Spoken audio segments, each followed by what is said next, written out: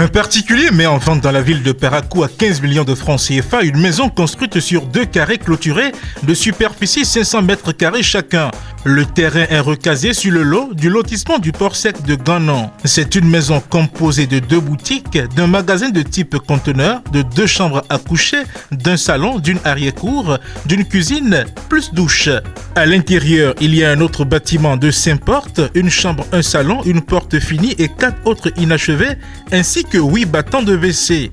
La maison est située au quartier Bakpérou, premier arrondissement de Parakou, derrière les rails, entre une voie de 20 mètres et une autre de 12 mètres. Toutes les pièces nécessaires à la vente de la maison sont à jour. Contact pour plus de renseignements, plus 229 91 88 88 62. Chères téléspectatrices et téléspectateurs, suivez du lundi au vendredi à 13h sur Guérit TV Monde le commentaire du jour.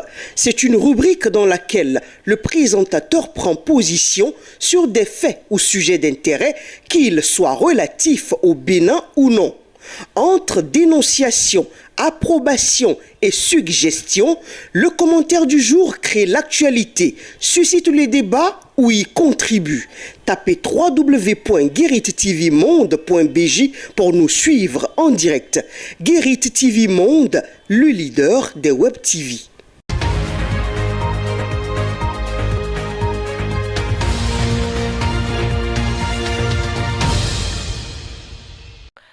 Bienvenue à tous sur le Flash Info du lundi 5 juin 2023. L'examen du CEP a démarré aujourd'hui sur toute l'étendue du territoire national. C'est à 7h33 que le ministre des Enseignements maternels et primaires, Salimon Karimon, a foulé le sol du complexe scolaire Barieno dans la commune de Djougou.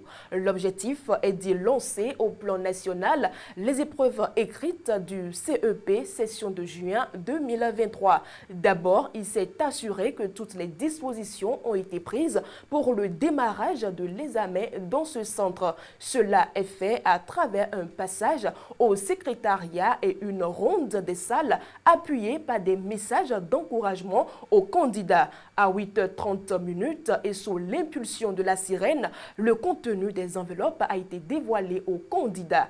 Dans ce centre, il y a 218 candidats inscrits, dont 94 filles. Ils sont repartis dans cette salle et contrôlés par 14 surveillants. Précisons qu'au plan national, 241 554 candidats repartis dans 778 centres de composition sont inscrits à cet examen.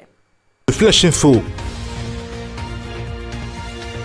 Le parti Bloc républicain a fait sa mue ce week-end. Outre le fait que son secrétaire général national, le ministre d'État Abdoulaye Biot-Tchane, est désormais le président, le bureau politique du parti a effectué d'autres retouches importantes quant à l'architecture du Bloc républicain. À l'issue de la réunion tenue ce samedi 3 juin 2023, sachez que le bureau politique national du parti est dorénavant élargi au ministre, députés et maires. Son effectif passera de 59 à 102 personnes environ. L'effectif du bureau exécutif national, quant à lui, passera de 17 à 33 personnes. Flash Info.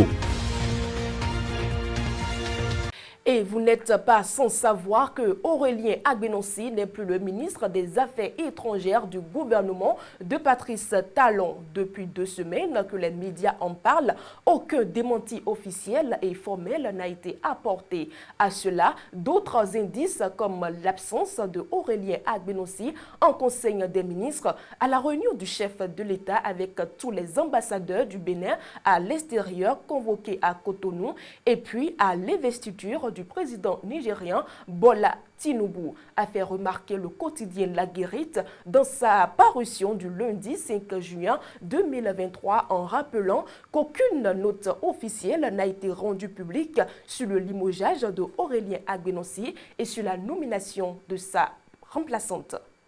Flash Info. Carnet noir dans ce flash info, le premier maire de la commune d'Abomey-Calavi de la période de la décentralisation, Liamidi Ouenou de Dravo, est décédé ce dimanche 4 juin 2023. L'homme a joué un rôle crucial dans le développement et la croissance de la région. Pour le moment, les circonstances de son décès ne sont pas encore connues. Flash info. Mesdames et messieurs, c'est l'essentiel à retenir de l'actualité de ce lundi 5 juin 2023. La suite de nos programmes, c'est sur guéritvmonde.bg.